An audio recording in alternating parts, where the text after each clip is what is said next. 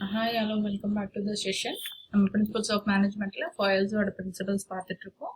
அதுல லாஸ்ட் வீடியோல வந்து 5 பிரின்சிபல்ஸ் பார்த்தோம். இன்னைக்கு நெக்ஸ்ட் டைட்டில்ஸ் வந்து பார்ப்போம். Subordinations of individual interest to general interest. Okay, so அப்போ என்னன்னா ஒரு பர்டிகுலர் பர்சன் வந்து இண்டிவிஜுவலா ஒர்க் பண்ண ஆரம்பிப்பார் இல்லையா ஒரு ஆர்கனைசேஷன்ல. அப்போ ஆர்கனைசேஷனுக்குன்னு ஒரு கோல் இருக்கும், பர்டிகுலர் எம்ப்ளாய்க்குன்னு ஒரு கோல் இருக்கும், ரைட்டா? ஸோ இந்த எம்ப்ளாயியோட கோல் சப்போஸ் என்னோட சேலரி ஹைக் ஆர் என்னோட ப்ரொமோஷன் அப்படின்னு சொல்லி ஆர்கனைசேஷனுக்குள்ளேயே இருந்ததுன்னா ஆர்கனைசேஷன் கோலை வந்து அதை அஃபெக்ட் பண்ணாது. ஓகே, ஸோ அதை தவிர வேற ஏதாவது கோல் அந்த எம்ப்ளாய்க்கு இருந்துச்சு அப்படின்னு வச்சுக்கோங்களேன், ஸோ கண்டிப்பா ஆர்கனைசேஷனோட கோலை வந்து அதை அஃபெக்ட் பண்ணும். அப்போ அந்த மேனேஜர் என்ன பண்ணணும்னா அவருக்கு ஆர்கனைசேஷன் கோல் என்ன அப்படிங்கிறத தெளிவா சொல்லி அவரோட கோலை சாக்ரிஃபைஸ் பண்ண வச்சு யாருக்காக ஒர்க் பண்ண வைக்கணும், ஆர்கனைசேஷனுக்காக ஒர்க் பண்ண வைக்கணும். பிகாஸ் எல்லாமே அக்செப்ட் பண்ணிட்டு தான் நம்ம என்ன பண்றோம், ஆர்கனைசேஷனுக்காக வேலை பார்க்க போறோம். ஸோ அப்போ கண்டிப்பா நம்ம என்ன பண்ணணும், ஆர்கனைசேஷனுக்காக மட்டும்தான் நம்ம வேலை பார்க்கணும். ட்ரூவா? ஓகே, அதுதான் வந்து என்னது subordinations of individual interest general interest அப்படின்னு சொல்றாங்க. ஓகே, எக்ஸாம்பிள் அப்படின்னு சொல்லி பார்த்தோம்னு வச்சுக்கோங்களேன், இந்த ஜெனரல் இன்ட்ரெஸ்ட்லயுமே வந்துட்டு இந்த மேனேஜர் இருக்கார் இல்லையா, அவர் வந்து சுப்பீரியர் பவரை வந்து காட்டக்கூடாது. ஓகே, ஃபார் எக்ஸாம்பிள் அந்த மேனேஜர் வந்துட்டு நான் வந்து மேனேஜரை இருக்கிறதுனால ஒரு அந்த கம்பெனியோட ரா மெட்டீரியல்ஸ் எல்லாம் அவரோட ரிலேட்டிவ்ஸ் இருக்காங்கன்னு வச்சுக்கோங்களேன், அவங்க கிட்ட இருந்து வாங்கக்கூடாது. ஓகே, அவர் என்ன பண்ணணும், எல்லா சப்ளையர்ஸ் கிட்ட இருந்தும் செக் பண்ணணும்.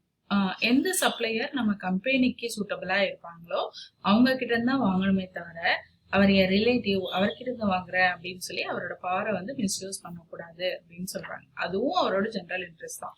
ஸோ அந்த மாதிரி இல்லாம பொதுவா அவரோட இண்டிவிஜுவல் இன்ட்ரெஸ்ட் அப்படி இல்லாம ஜெனரல் இன்ட்ரெஸ்டா இருக்கணும் அப்படின்னு சொல்லியிருக்காங்க. ஓகே, ஸோ இதோட பாசிட்டிவ் எஃபெக்ட் அப்படின்னு பாத்தீங்கன்னா achievement of organisational goal.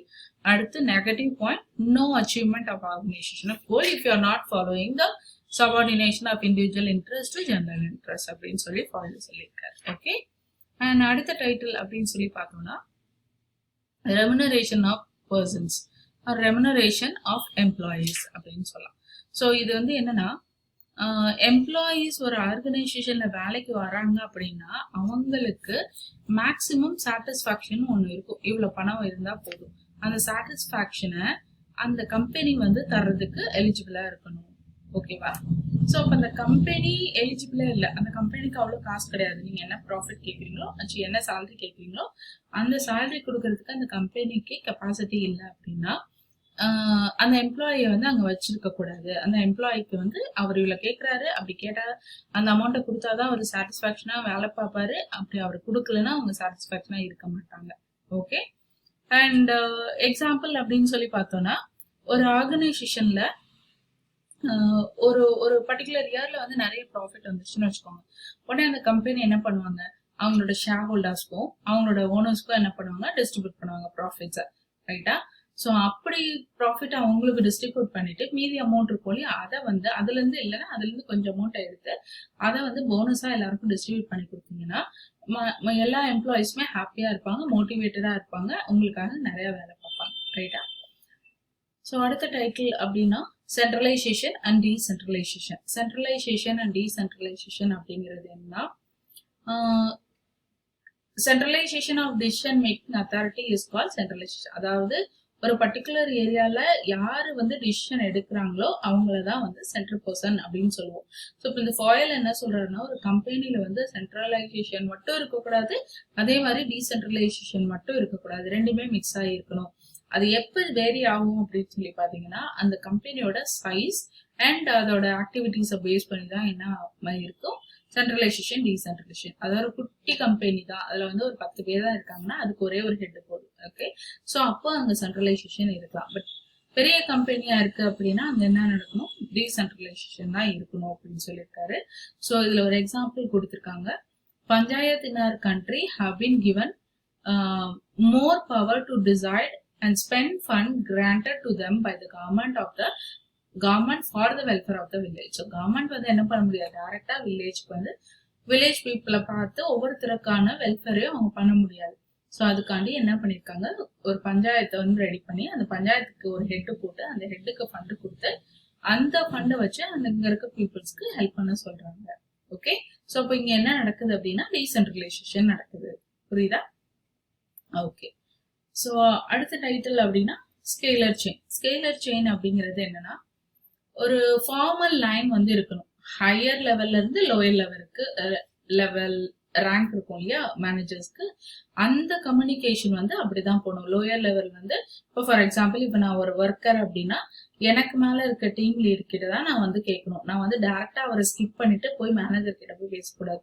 Team lead வந்து they will get a permission from the manager that I want to meet தம் அப்படின்னா அப்பதான் எனக்கு வந்து ரைட்ஸ் இருக்கு போய் மீட் பண்றதுக்கு. ஓகே, அது வரைக்கும் நான் வந்து மீட் பண்ணக்கூடாது. ஸோ இதை எப்படி எக்ஸ்பிளைன் பண்ணணும்னா, இந்த இமேஜ் பாருங்க.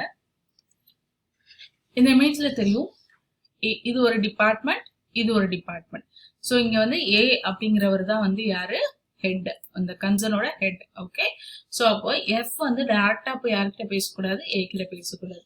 எஃப் வந்து இ கிட்ட, இ வந்து டி கிட்ட, டி வந்து சி கிட்ட, சி வந்து பி கிட்ட, பி தான் ஏ கிட்ட போய் பேசுவார். அதே மாதிரிதான் இந்த லெவலும். ஓகேவா? அதே மாதிரி எஃப் வந்து பி கிட்ட பேசணும்னாலும் இந்த மாதிரி கர்வ் கம்யூனிகேஷன்ஸ் எல்லாம் என்ன பண்ணும், அவங்க போகணும்.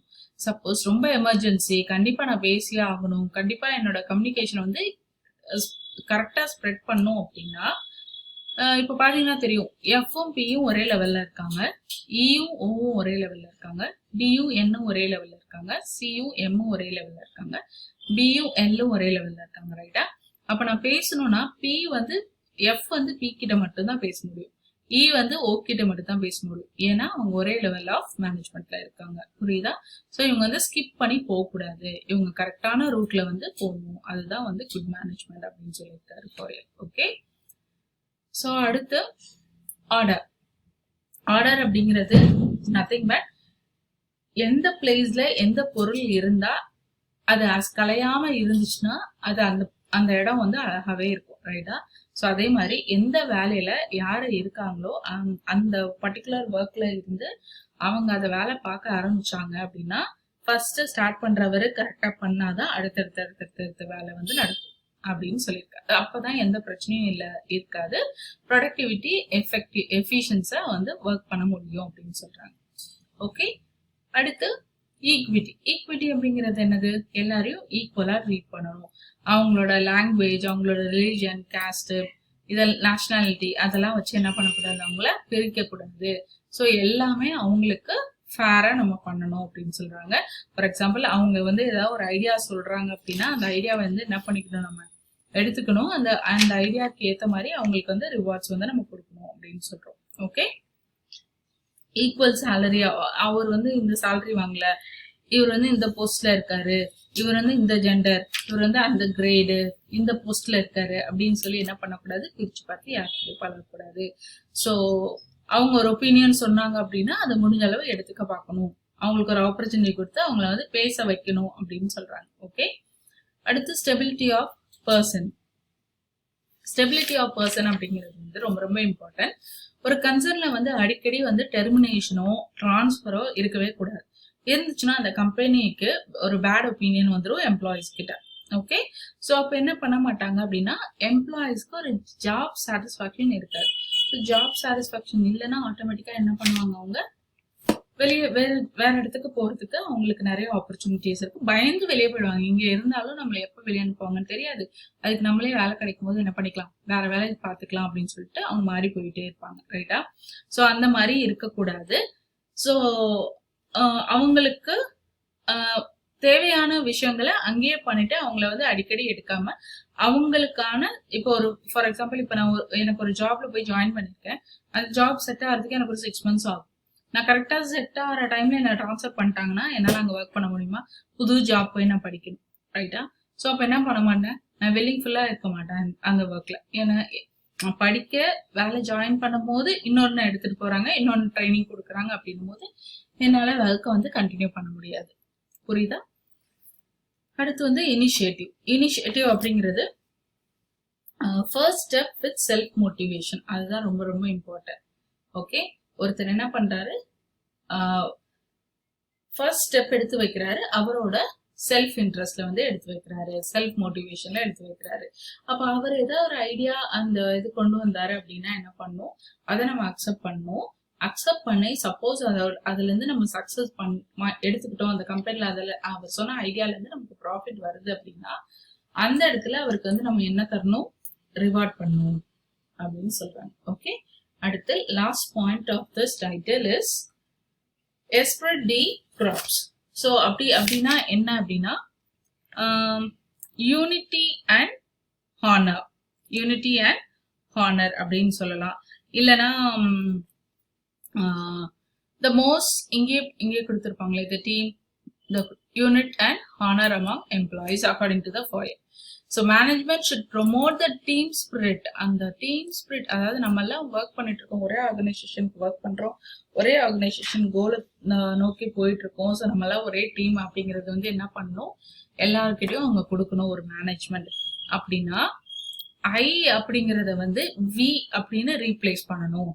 நான் அப்படின்னு இல்லாம நம்ம எல்லாரும் சேர்ந்து இதை பண்ண போறோம், எல்லாரும் சேர்ந்து இது பண்ணாதான் நமக்கு பெஸ்டா வரும் அப்படிங்கறத வந்து என்ன பண்ணும், எம்ப்ளாயிஸ் கிட்ட கொடுக்கணும் அப்படின்னு சொல்லியிருக்காரு. ஸோ இவ்வளவுதான், இந்த 14 பாயிண்ட்ஸ் தான் வந்து FOIL நமக்கு கொடுத்திருக்க பிரின்சிபல்.